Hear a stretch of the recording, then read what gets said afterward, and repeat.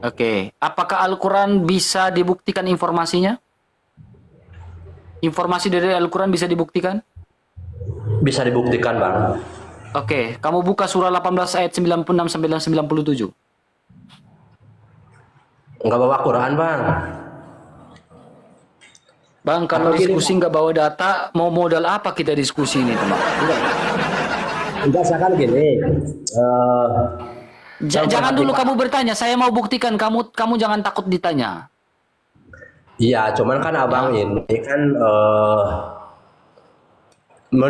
menerima yang bertanya kan gitu kan komitmennya. Enggak, berani ditanya, berani ditanya. Bukan hanya mau bertanya terus. Jangan kerjanya kau hanya bertanya terus. Nih, nih, diam. Oke. Nih. Nih, kamu lihat baik-baik ya. Ini dalam surah 18. Ya. Surah Al-Kahf ayat 96. Ya, mengatakan apa? Berilah aku potongan-potongan besi hingga ketika potongan besi itu telah terpasang sama ratanya dengan kedua puncuk gunung itu. Dia Zulkarnain berkata, tiuplah api itu, ketika itu sudah besi menjadi merah seperti api. Dia pun berkata, berilah aku tembaga yang mendidih, agar ketuangkan di atasnya besi panas itu. Ayat 97. Maka mereka, Ya'juj dan Ma'juj, tidak mampu mendakinya dan tidak mampu pula mengelubangi. Kalau kita lihat tafsir tahlilinya, di sini di mana Zulkarnain, Wajis maupun Tahlili, Zulkarnain ini membangun tembok dari besi-besi. Ya, kamu bisa baca nih. Pertanyaan saya, tembok apa yang dibangun oleh Zulkarnain pada abad keberapa dan apakah ada penemuan secara historil dan arkeolognya? Silakan. Tunjukkan datanya.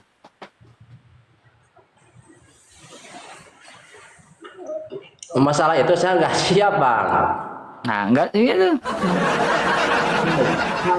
Saya ini saya sudah buktikan. Berat. Ya, katanya kau bilang, tadi saya tanya, Al-Quran, informasi dari Al-Quran bisa dibuktikan? Kau dengan lantangnya. Bisa, katanya. Nah, sekarang dalam surah Al-Kahf ayat 96, Zulkarnain yang membangun tembok besi dari besi. Sekarang, tembok besi apa yang dibangun oleh Zulkarnain? Silakan buktikan secara histori dan arkeolog dan di abad keberapa.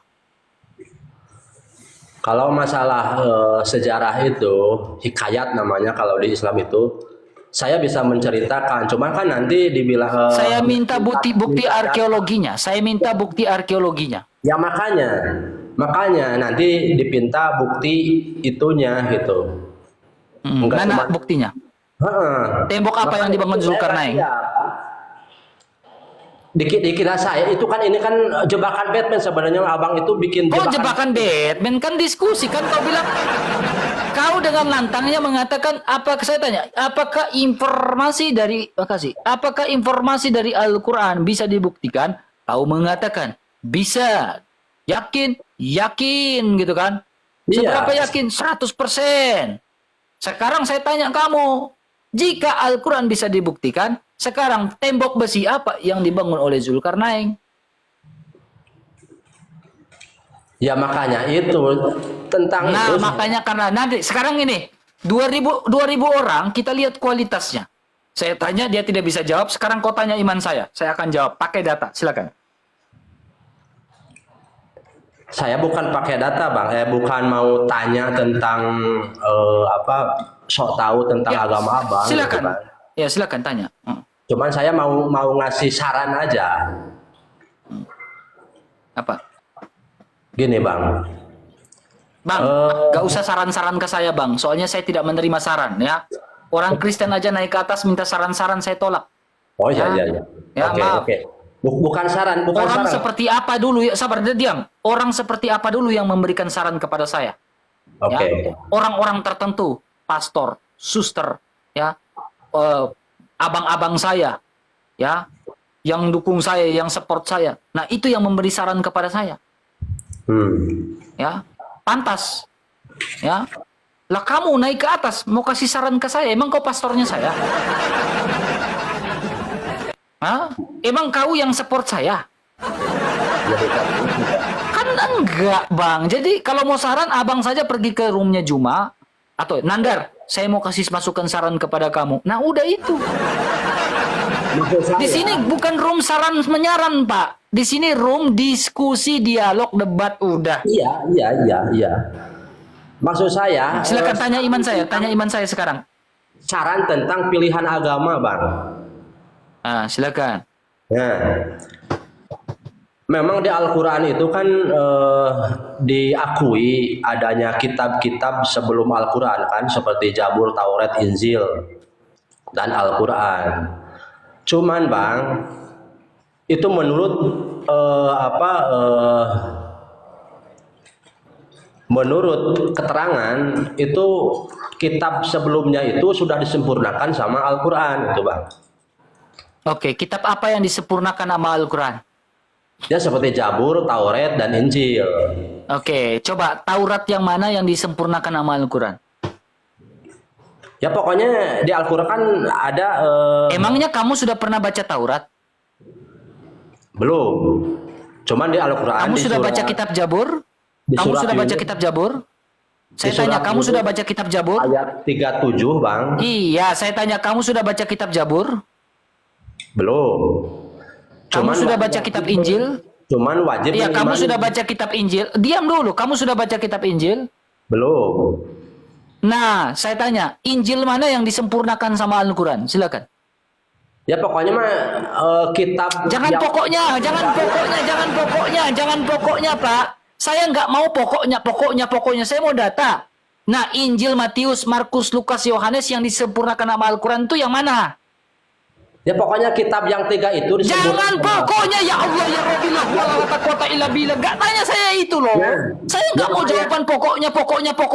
Nggak mau. Datanya mana? Yang saya suka itu sama abang itu Astagfirullahaladzim, ya Allah, ya Rabbi, ya Karim, Masya Allah, ini orang.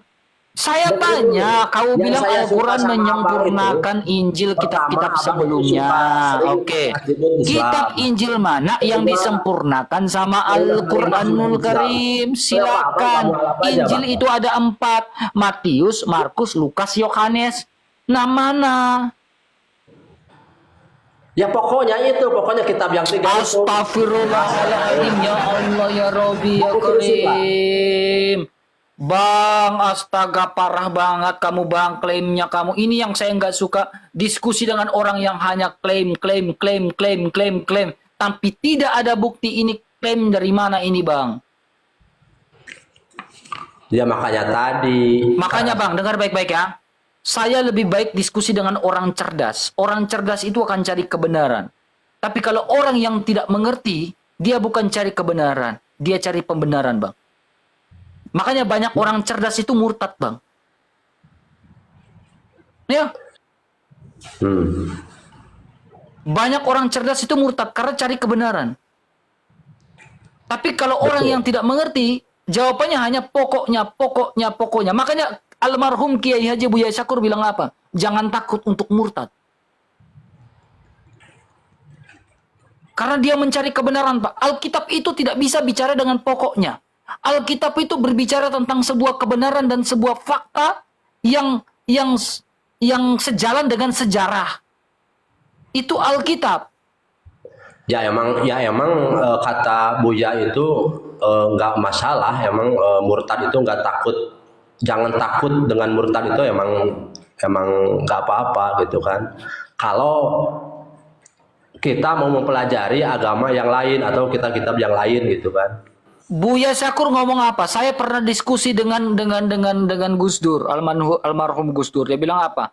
Agama itu, dia bilang agama Islam itu dipegang itu rasanya sakit, dilepas itu juga salah. Kamu tahu makna di balik kata-kata itu? Makanya saya bilang apa? Kekristenan, tidak ada tokoh agama yang mengatakan akulah jalan kebenaran dan hidup. Tidak ada tokoh agama yang mengatakan akulah kebangkitan dan hidup. Tidak ada tokoh agama yang bilang aku memberikan hidup yang kekal kepada kamu. Tidak ada. Hanya ada satu tokoh, Yesus Kristus. Karena apa? Memang dia adalah jalan kebenaran dan hidup. Ya, itu menurut agama abang gitu kan. Bisa dibuktikan. Saya tidak subjektif. Ketika Yesus mengatakan akulah kebangkitan dan hidup, dia buktikan. Dia mengalami kematian dan dia bangkit. Ketika Yesus mengatakan akulah kebangkitan hidup, dia membangkitkan Lazarus. Dia membangkitkan anak dari seorang perwira. Dia bangkitkan. Jadi ketika dia mengucapkan akulah kebangkitan dan hidup, tidak hanya sebatas subjektif, tapi bisa dibuktikan secara objektif. Bahwa saya sendiri mengalami mati, lalu saya bangkit dari kematian. Bukan cuma itu, Lazarus bangkitlah. Dia mengunjungi seorang anak perwira, dia bilang apa? Anak ini tidak mati, dia bilang apa? Cuma tertidur saja. Bahkan begitu dahsyatnya luar biasanya Yesus Kristus.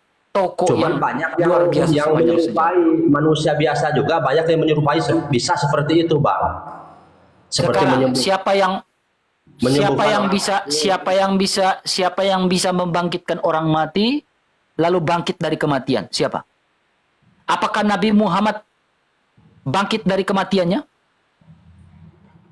Nabi Muhammad? Apakah Nabi Muhammad bisa bangkit dari kematiannya pada hari ketiga? Tidak. Kenapa Yesus bisa bangkit dari kematiannya pada hari ketiga? Ya itu Tanyakan itu. mujizat dari Allah. Nah sekarang apa mujizat dari Nabi Muhammad? Mujizat dari Nabi Muhammad banyak, Bang. Al-Quran. Satu. Oke, kenapa Al-Quran dikatakan sebagai mujizat? Karena Al-Quran itu membawa pedoman untuk umatnya. Untuk seluruh manusia, Bang. Bukan untuk umatnya semata, tapi untuk seluruh manusia. Karena Nabi Muhammad tidak bisa menulis, Itu membaca, lalu Al-Quran dikatakan sebagai mujizat. Ya itu, Bang, itu Nabi Muhammad diumikan sama Allah itu biar tidak ada fitnah, Bang. Lalu kau lihat ini, Bang. Dari orang-orang Ketika ini dalam hadis Bukhari, lihat ini, Pak. Hadis Bukhari 111, Sohe, Pak. Dia bilang apa?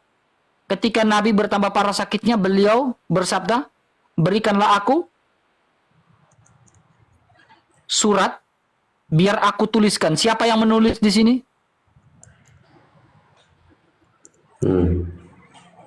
Siapa yang menulis? Ya sahabatnya, Bang. Siapa bilang ini? Aku ini siapa? Berikan aku surat. Nabi Muhammad bersabda, berikan aku surat.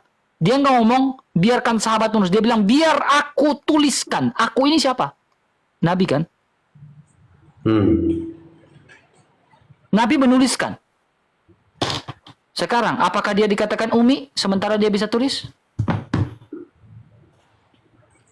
Ya kan, terus abang bilang tadi Nabi Muhammad bilang umi atau bilang tidak bisa baca dan tulis, itu datanya dari mana?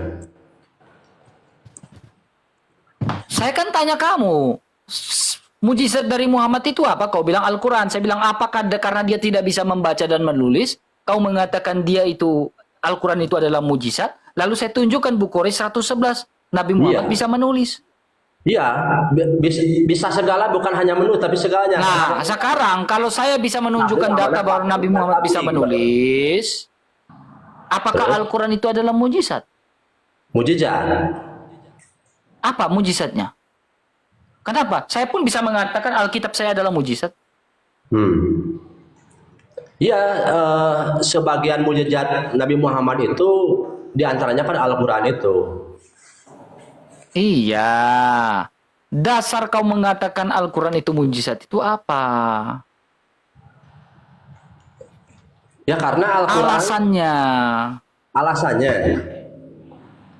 Alasannya seluruh manusia atau yang mempercayai Nabi Muhammad bakal selamat dunia dan akhirat itu, Bang. Oke, sekarang ayah dan ibu Nabi percaya Nabi Muhammad sebagai Nabi enggak? Atau sebagai sosok Al-Amin enggak?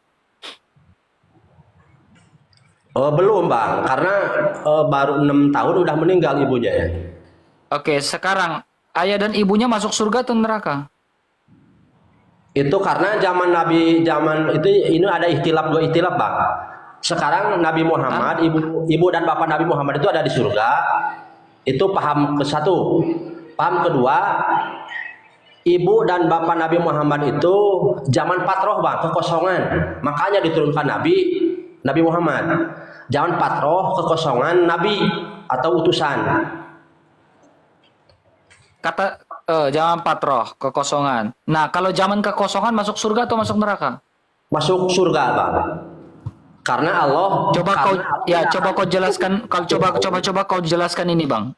Nih, Oke, baca ini saya dulu. ambil sumber.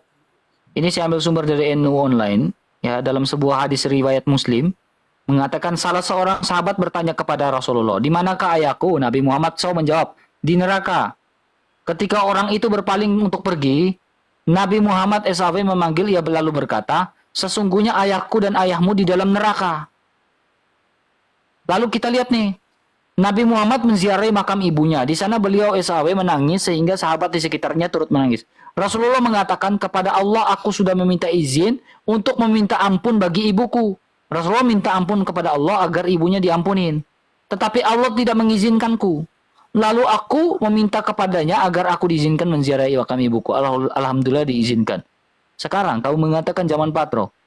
Ini bagaimana? Coba kau jelaskan ayat ini. Nabi Muhammad mengatakan ayahku dan ayahmu dalam neraka.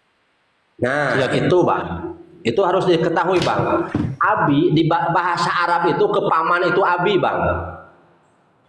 Abi itu bukannya bapak, tapi ke Abu Jahal. Apakah Abu Jahal itu ayahnya Nabi? Bukan Abu Jahal. Abu Lahab.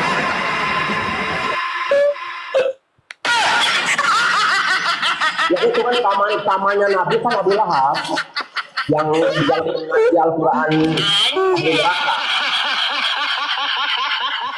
Bang, kau gini ya. Jadi Kamu Abi tahu itu nggak?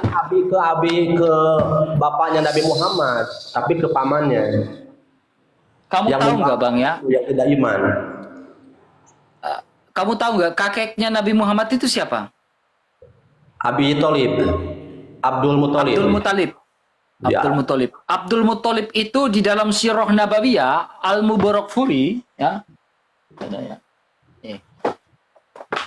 Ini dalam Abdul Muthalib dalam Sirah Nabawiyah Al-Mubarakfuri mengatakan Abdul Muthalib ini ya pernah bernazar ingin menyembeli salah seorang dari anaknya ya di samping Ka'bah.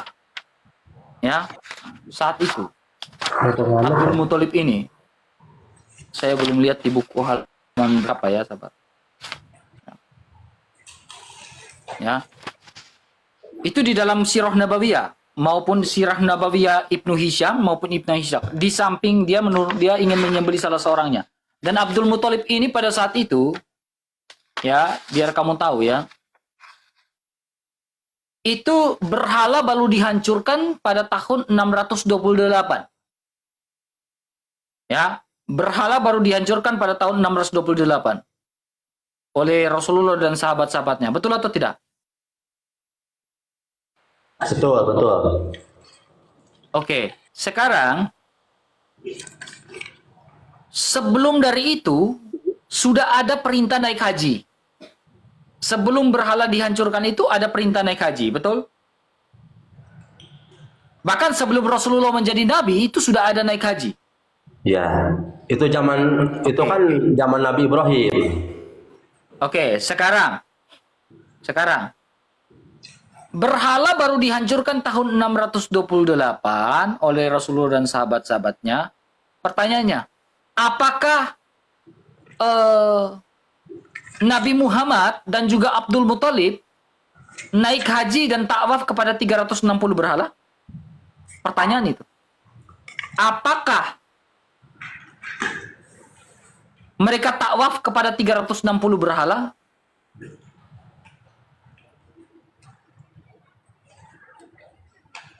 Pertanyaannya itu? Ya.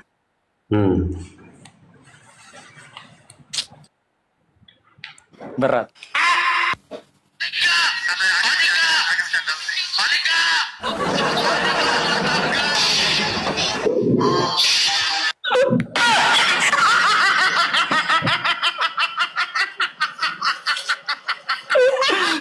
Bang, kalau naik itu jangan modal nekat, Bang, dari ke atas.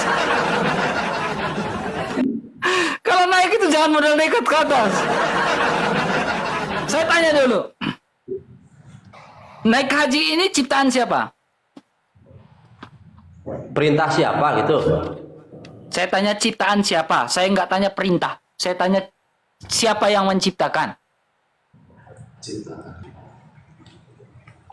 Menciptakan apanya? Itu kan naik haji itu kan perintah. Naik haji itu yang naik haji itu siapa yang tradisi, siapa yang menciptakan tradisi itu? Tradisi menciptakan naik haji itu siapa? Tradisi naik haji. Siapa yang menciptakan? Nabi Ibrahim. Kata siapa? Mana datanya?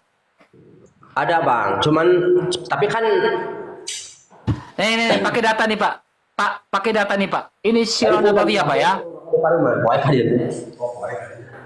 Nih, Pak, lihat baik-baik Pak. Lihat Sirah Nabawi apa ya? Nih ya.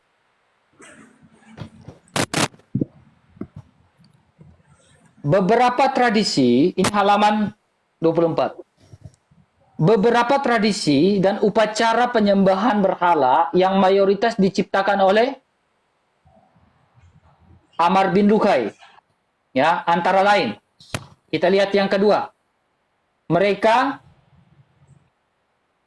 menunaikan haji dan tawaf. Pertanyaan saya, jika Allah yang menciptakan naik haji, pertanyaan ini, apakah Allah memerintahkan naik haji dan tawaf kepada 360 berhala pada saat itu?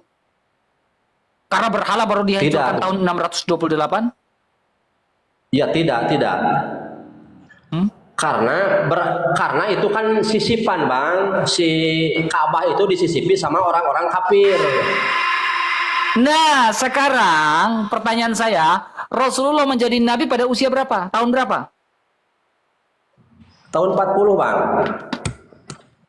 Astagfirullahaladzim, tahun 40. Ya Allah, la wala wa taqata illa billah. Astagfirullahaladzim. Umur 40. Usia 40. Dan usia 40 itu di tahun berapa? Abad ke-7. Nih, jangan asal ini pakai data nih, pakai data. Ah. Iya, abad ke-7, 611 Masehi. Pada tanggal 10 Agustus 610 Masehi. Ya, saat itu beliau menjadi genap 40 tahun. Nah, sekarang Rasulullah, nih, sabar. Saya ambil buku. Dengar, lihat baik-baik. Berhala dihancurkan tahun 628. Ya. Rasul ini berhala dihancurkan. Oke. Rasulullah menjadi nabi tahun 610. Oke, 611 jadi nabi. Nah, ini gapnya berapa tahun nih? 8 kurang 1, 7. 2 kurang 1, 1. Oke. 17 tahun ya gapnya. Ya. Nah, selama 17 tahun ini, Rasulullah naik haji enggak? Belum bang, belum.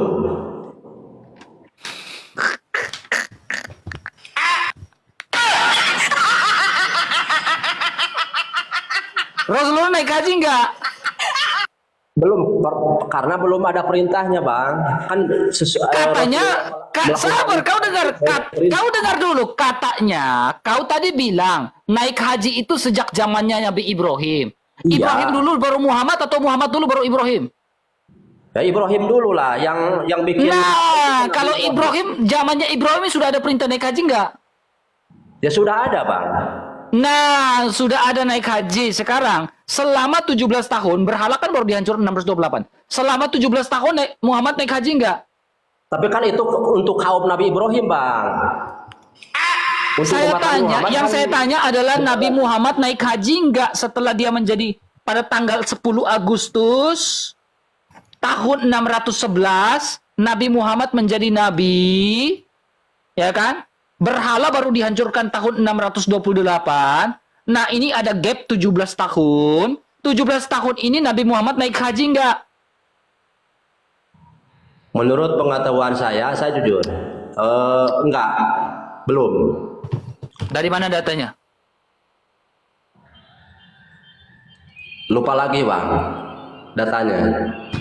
Nih, kau jawab pertanyaan, kau lihat ini ya, lihat baik-baik.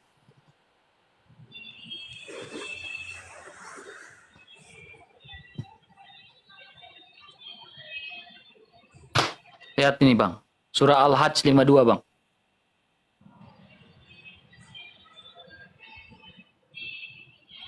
Kami tidak mengutus seorang rasul dan tidak pula seorang nabi sebelum engkau Nabi Muhammad, kecuali apabila dia mempunyai suatu keinginan, setan pun memasukkan godaan-godaan itu ke dalam keinginannya. Lalu Allah menghapus apa yang dimasukkan setan itu? Pertanyaan saya, apa yang dihapus oleh Allah?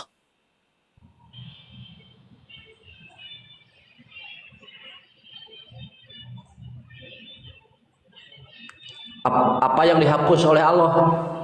Nih sesuai dengan ini kan, apa yang dimasukkan oleh Allah? Dihapus oleh Allah. Coba Allah menghapus apa yang dimasukkan setan itu. Kemudian Allah memantapkan ayat-ayatnya dalam hati orang-orang beriman. Apa yang dihapus? Yang dihapus itu ayat sisipan bang, yang saya tahu. Iya, ayat apa? Ayat apa? Coba tunjukkan ayat apa yang dihapuskan. Lupa lagi bang, lupa lagi. Cuman yang saya tahu sekarang, itu ayat sisipan. Sekarang, oke, kita mulai pelan-pelan. Saya tanya kamu, ya. Yang bisa memberikan syafaat itu Allah atau siapa? Apa? Yang bisa memberikan syafaat itu Allah atau siapa? Nabi Muhammad. Oke. Nabi Muhammad ya. Saya tunjukkan. Yang bisa memberikan syafaat itu siapa? Nabi Muhammad. Bukan Allah. Bukan. Allah nggak bisa memberikan syafaat, Nabi Muhammad bisa memberikan syafaat.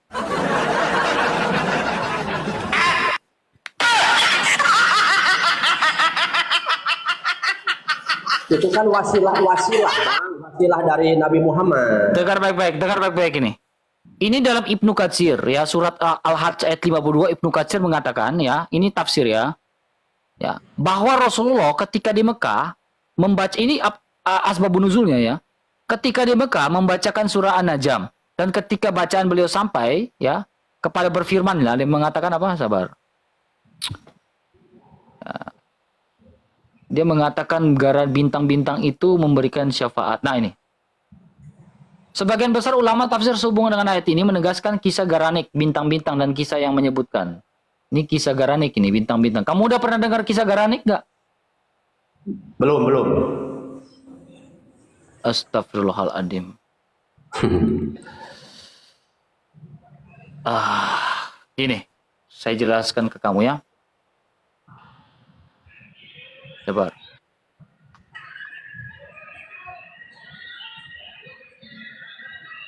Nih, sabar ya, saya buka datanya.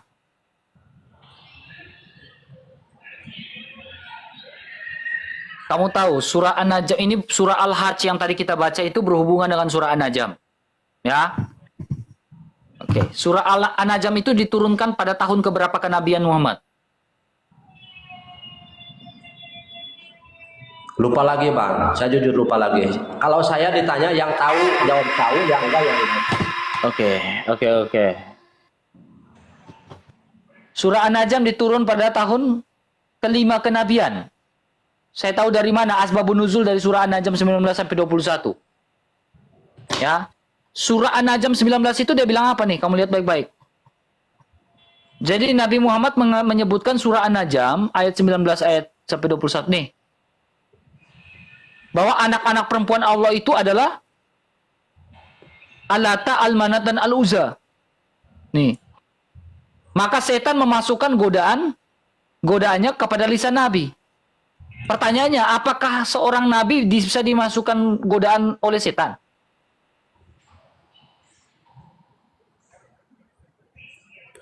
Enggak bang, enggak. Lah kenapa ayat ini menyebutkan bahwa setan memasukkan godaan kepada Nabi? Nih. Setan pun memasukkan godaan. ke dalam keinginannya itu. Para ulama mencatat bahwa keinginan Nabi. Nabi siapa itu, Bang? Ya Nabi siapa lagi? Kan nabi di Al-Qur'an itu banyak, Bang. Ada yang dicatat di Al-Qur'an itu kan bukan Nabi Muhammad saja. Ada Nabi Yusuf, Nabi Musa, Nabi Harun. Setan pun memasukkan godaan ke dalam keinginannya itu, lalu Allah menghapuskan apa yang dalam keinginannya itu, ya. Kita lihat.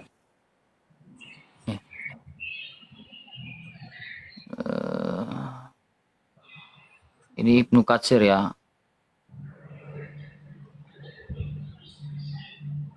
Aduh. Lama Itu sih. untuk Nabi Nah, Yusuf, ini. Bang. Waktu Ibnu digoda Habib sama telah menceritakan kepada kami, Abu Daud telah menceritakan kepada kami, Syu'bah dari Abu Bakar dan Said Ibnu Jubair mengatakan bahwa Rasulullah ketika di Mekah membacakan surah An-Najm. Dengan ketika bacaan beliau itu kepada firman-Nya, maka patutkah kalian? Ini surah apa? Surah An-Najm berapa yang dibaca oleh Rasulullah? Ayat 19 dan 20. Bahwa Al-Lata, Al-Manat, dan Al-Uzza adalah anak perempuan Allah. Ngerti nggak? Alata al-Wuja itu, Bang, asbab nuzul kan itu malaikat, Bang. Astagfirullahaladzim. Kau dengan baik-baik. Surah Al-Hajj 25 sampai 78 itu baru diturunkan ketika tahun ke-14 dan tahun ke-15 kenabian Muhammad.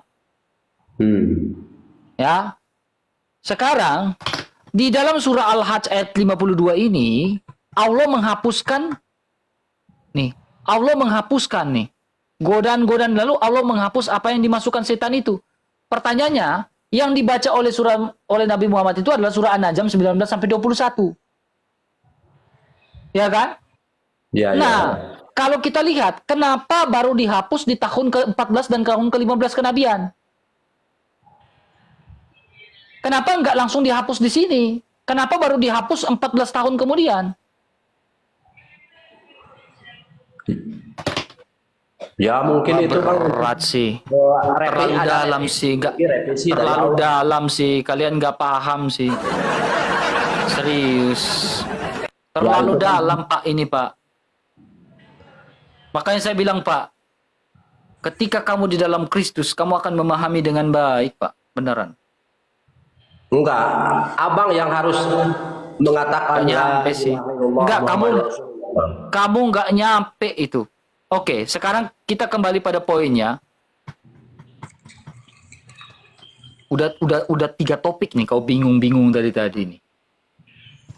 Ya. Saya harus mengucapkan apa? La ilaha illallah Muhammadur Rasulullah.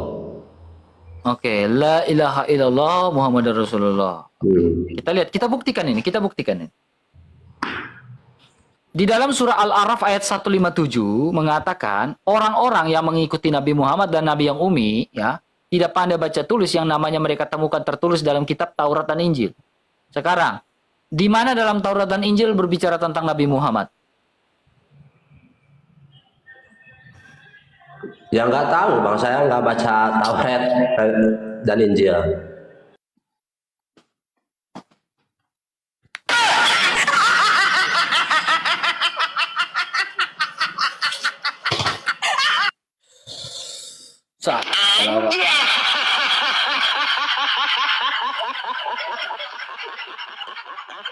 Muter kerjanya, muter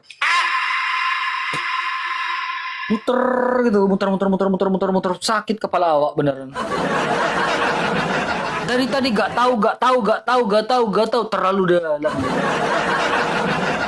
Saya udah Paramex 2 biji, teman. 2 biji Paramex, teman.